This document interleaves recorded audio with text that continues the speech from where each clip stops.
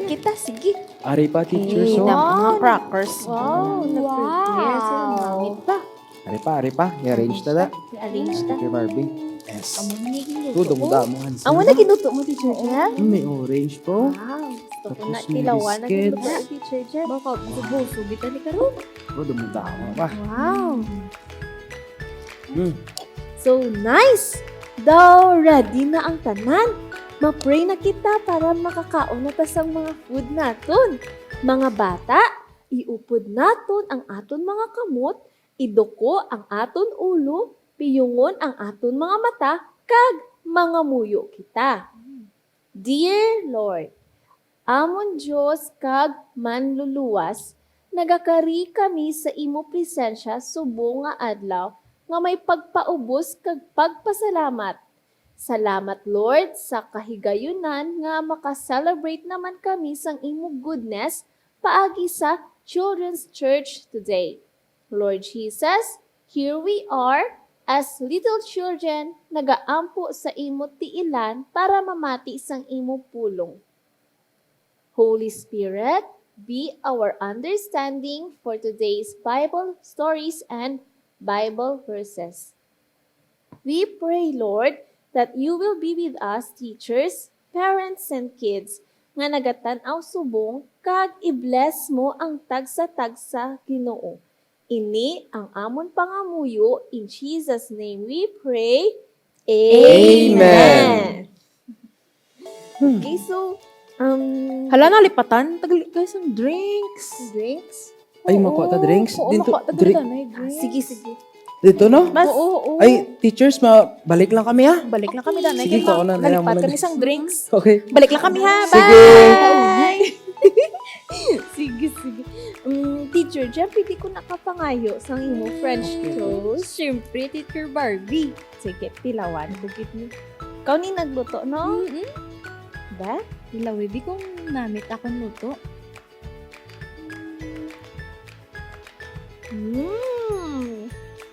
Namit. Wow, namit kid guro ay. Pwede ko ka. Sige lang kaon lang. Namit ka. Teacher Barbie. Namit gid guro ang food ay. Nalipat ka mag-say thank you. Oh! Hala! I'm sorry, Teacher Jem. Salamat gid Teacher Jem sa manamit nga food. Okay lang, Teacher Barbie. Gusto mo pa? Sausa ko lang niliwat. No. Namit gid ya. Oh! Nadumduman ko ang story natin last week. Baw daw nag-ilog man ako sa siyam. Siyam? Ang storyata last week? Ay, oo! Diin to gani nagpakadto si Jesus?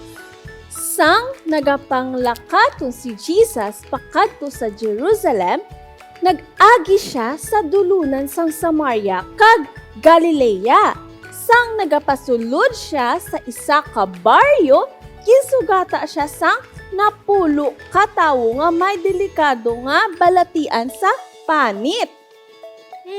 Ay, oo.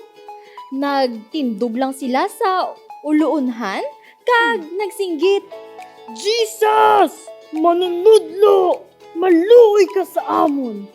Pagkakita ni Jesus sa ila, nagsiling siya, kadto ka mo sa mga pari, kag magpatanaw sa ila. Kag, sang nagalakat pa lang sila, naglimpyo ng ila panit. Wow! Hallelujah! Ka-amazing gid sang Ginoo! Agree gid ako, Teacher Jem. Pagkakita sang isa sa ila nga nag-ayo na siya, nagbalik siya kay Jesus nga nagasinggit sa pagdayo sa Diyos. Nagluhod siya, kag nagpasalamat kay Jesus. Tapos, ato nga tawo nga sa Marayanon, dayon nagsiling si Jesus. Hindi bala nga napulo ang nag-alalayo? Diin na ang siyam. Nga wala nakabalik ang iban agud magpasalamat sa Dios luwas sa sining tawo nga hindi Judeo. Kag nagsiling si Jesus sa iya, "Tindog ka kag magpauli, ang imo pagtuo nagluwas sa imo." Ang istorya nga ini nagapahanumdum gid sa aton nga kung makuha na gani naton ang aton nga ginapangamuyuan, hindi gid kita magkalipat nga magdumdum sa Ginoo.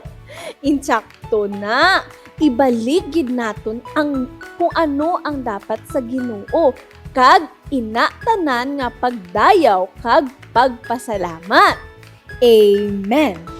Salamat gid kay Lord sa imo katutom kag kaayo. Teacher Jam, may bag-o naman ta nga istorya. Amo naman ni ang mga gintudlo ni Jesus sa aton kung paano kita magkabuhi diri sa kalibutan. Nami ni siya. Excited na ko mamati. Let's watch this!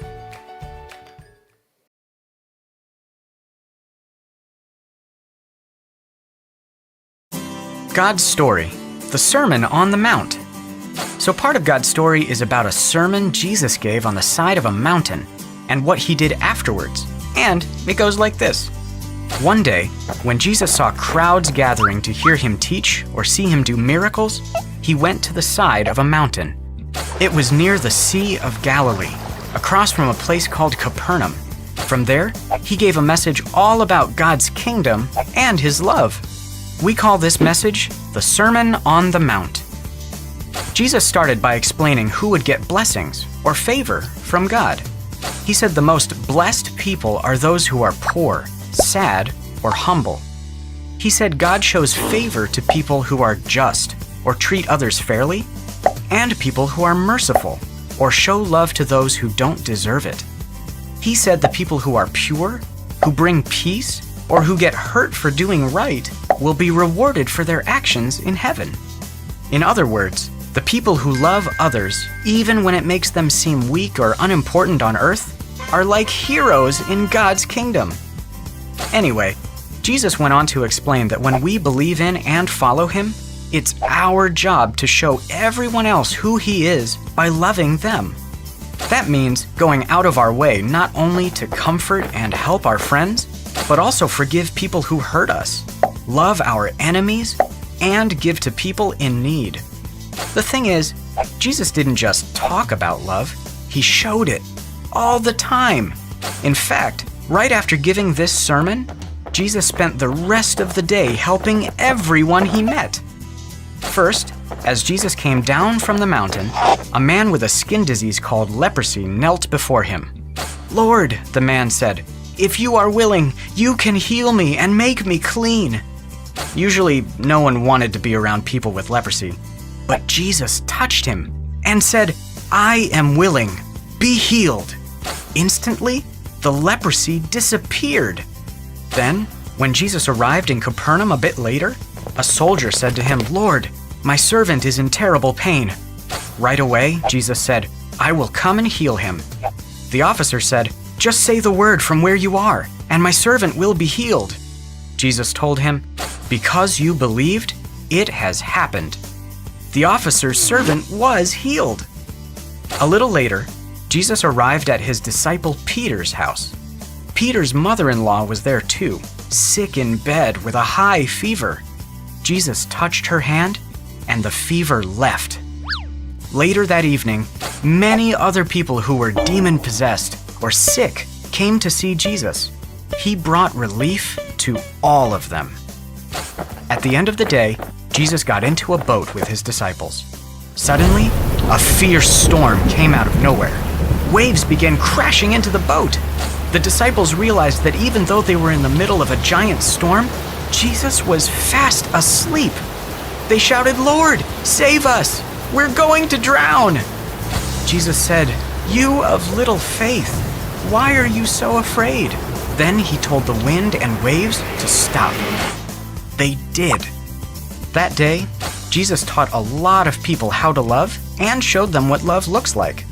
Whenever somebody took their sickness or pain or fear to Jesus, he helped them. everybody who met Jesus got to experience his love. And when we love like Jesus, everyone who meets us can feel his love too. And that's the story of the Sermon on the Mount. So, in case you missed it, here's the quick version. Crowds gathered. Jesus went to a mountain. He gave a sermon. He talked about God's kingdom. He told us how to love others. Jesus didn't just talk about love. He showed it. He healed sick people. He saved people who were demon-possessed. He calmed storms. He showed his love to everyone he met. Our job is to do that too. And that's a part of God's story.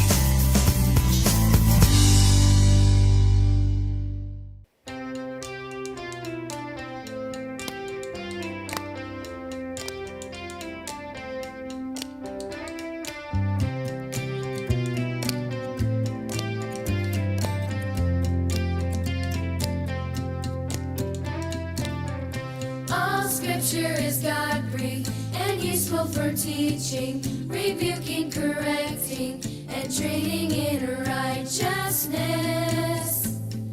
Training in righteousness. That the man of God may be thoroughly equipped for every good work. That the man of God may be thoroughly equipped for every good work. Every good work.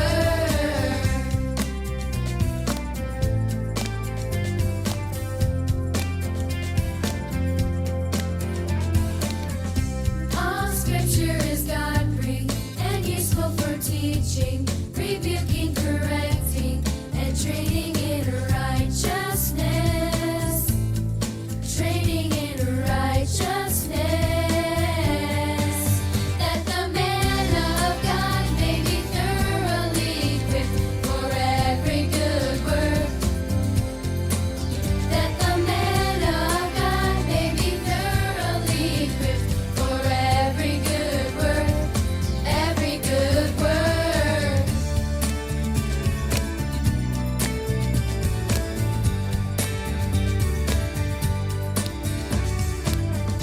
All scripture is God-breathed and useful for teaching, rebuking, correcting, and training in righteousness.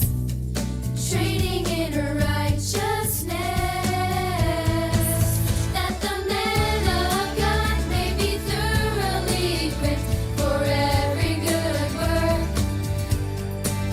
That the man of God may be thoroughly equipped for every good work. Every good work.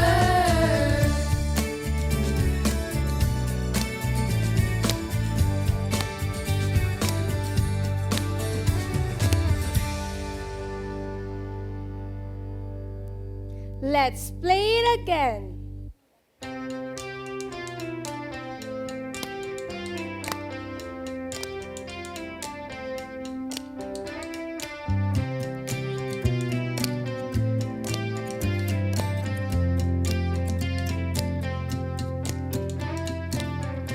All scripture is God-breathed and useful for teaching, rebuking, correcting, and training in righteousness. Training in righteousness. That the man of God may be thoroughly equipped for every good work. That the man of God may be thoroughly equipped for every good work. Every good work.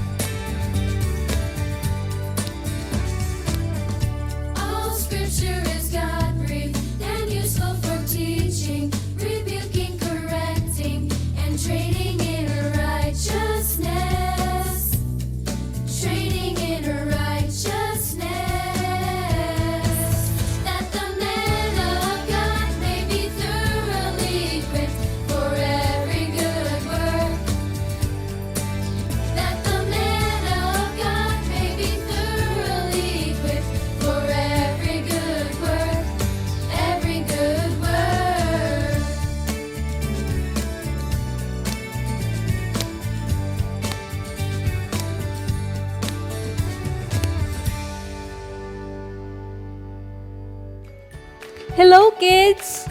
Ang aton nga memory verse subong nga adlaw ara sa Mateo chapter 7 verse 12.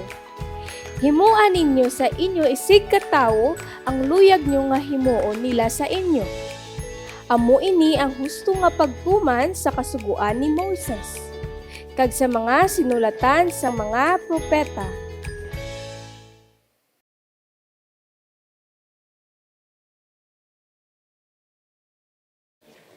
It's I Know This portion. May ara kami, 8 ka pamangkot parte sa aton nga istorya. Kung kabalo ka mo sang sabat, answer ka mo dayon. Ipa-type kay mama mo sa comment box. Ayos? Ayos. Okay? Let's proceed sa question number 1. Who preached the Sermon on the Mount? Sino kuno ang nagpanudlo sa bukid?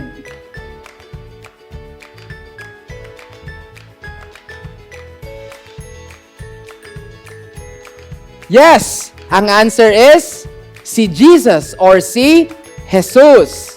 Okay? Grabe, alam aton mga kids. Very good.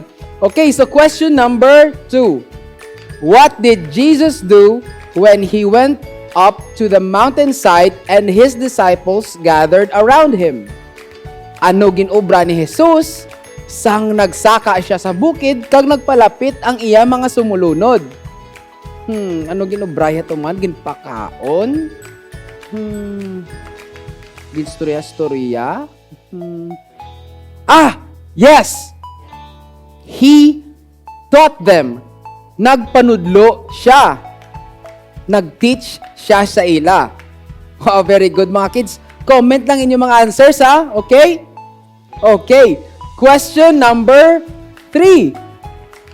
Who will God bless and give the entire earth to? Sino kuno ang bulahan kag manginila ang kalibutan? Sino na ihan man?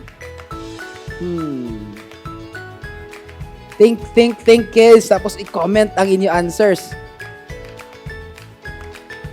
Yes! The humble. Ang mga mapainubuson. Very good kids. Keep it up. Okay. Question number 4. What will we do if someone asks and wants to borrow? Ano ang aton himuon kung may magpangayo or maghulam? Ano man? Taguon ta? Mangindi ta? Hatagan ta?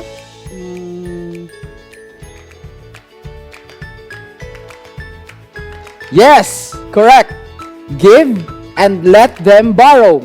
Maghatag kag pahulamon. Very good, kids. Let's proceed sa question number 5. What will we do to our enemies? Ano ang himuon naton sa aton mga kaaway? Awayon bala naton? Balusan? Hindi na pag-i-friend or migohon? Hindi pagsapakon? Ano answer nyo, kids? Yes, correct. Love them or higugmaon ta sila. I-love ta sila. Okay? Question number 6. What will we do to those who sinned against us? Ano ang himuon naton sa mga nakasala sa aton? Lantawon tabi kung sinobi ang may na-learn kay Jesus, Yes! Correct, kids! Forgive them or patawaron naton sila. Ayos! Question number 7. What will we do for the Lord to provide us with everything we need? Ano ang himuon naton agud ihatag sang Ginoo ang tanan naton nga kinahanglanon? Ubra kita, ma-work kita, papisan-pisan sa work, mapakabuot, mapaalam-alam. Yes! Seek the kingdom of God. Pagpasakop sa paghari sang Diyos. Very good, kids. Now, let's proceed sa question number 8. Where should we store our treasures? Diin kita dapat magtipon sang aton manggad kuno. Manggad. Din ta gani nagatipon manggad, kids? Dire? Yes. Sa heaven or sa langit. Very good, kids.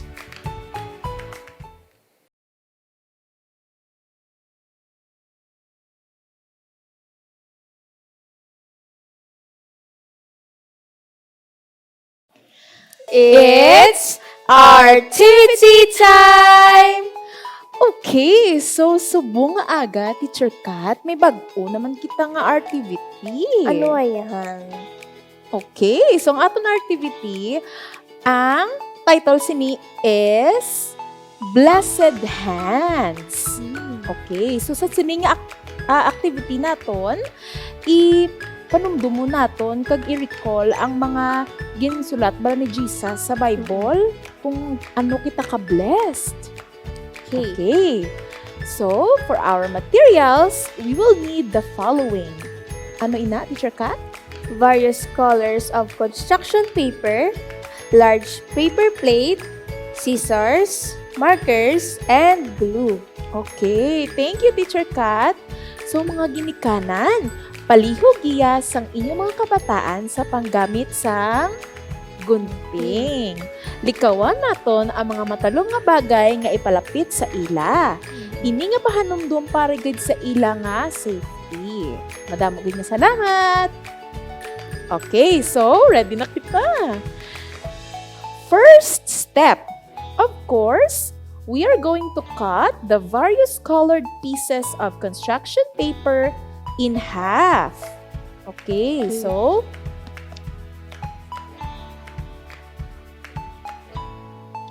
alright.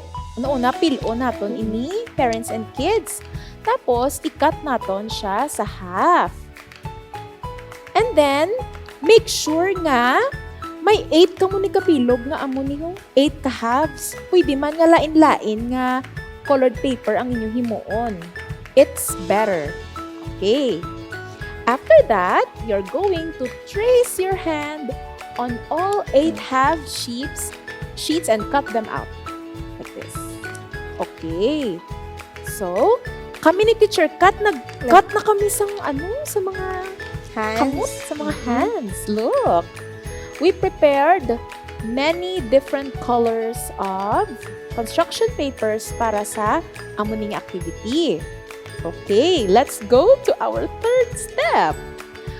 Okay, so, on the plate, write blessed are in the center.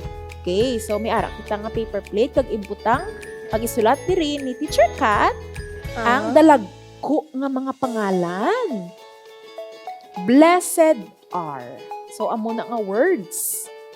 Okay, so B, dako nga B, dako nga L, dako nga E, dako nga S, S, E, D, tapos A, R, E.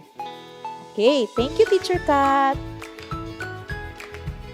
Kanami, isang agi ni Teacher Kat, Okay, so natapos na kita sa aton nga Blessed are. Okay, so amo ina ang itsura niya, guys. Oh. Okay, thank you so much, parents and kids, and thank you so much, Teacher Kat.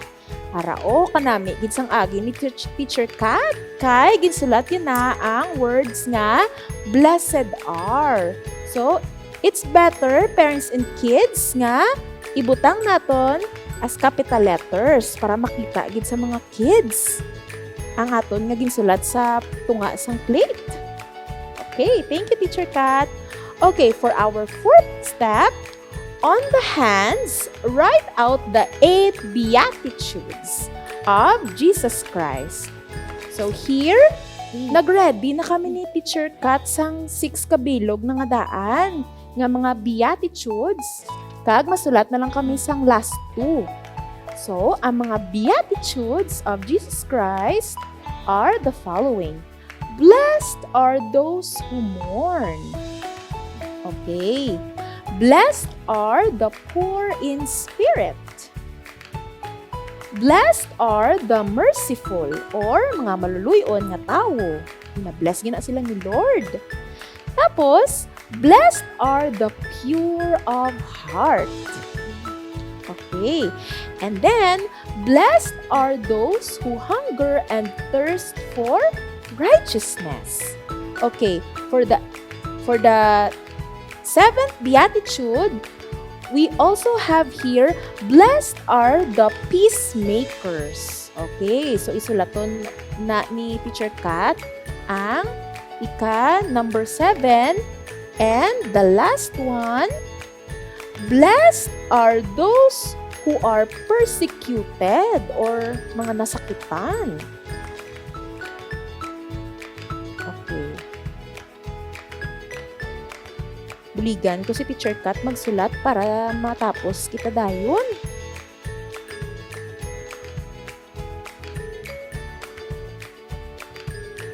Okay, na. Okay. Kanami, sa mga kids, kabalugid sila magsunod. Alright, so, makadto na kita sa aton nga 5th step.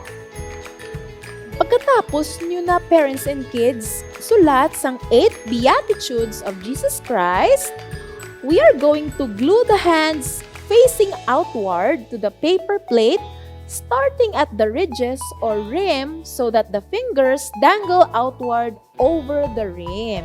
Okay, so diri naton i-glue gid ho sa pinakagwa sang paper plate para makit-an gid ang beauty sang Aton nga. 8 Beatitudes Yes. of Jesus Christ. Okay, glue ka na. Okay. Bulikan ako ni teacher, Ana. Okay. Thank you, Teacher Kat. Para makita gid ang beauty sang 8 ka Beatitudes. Wow, garayong Teacher Kat mo.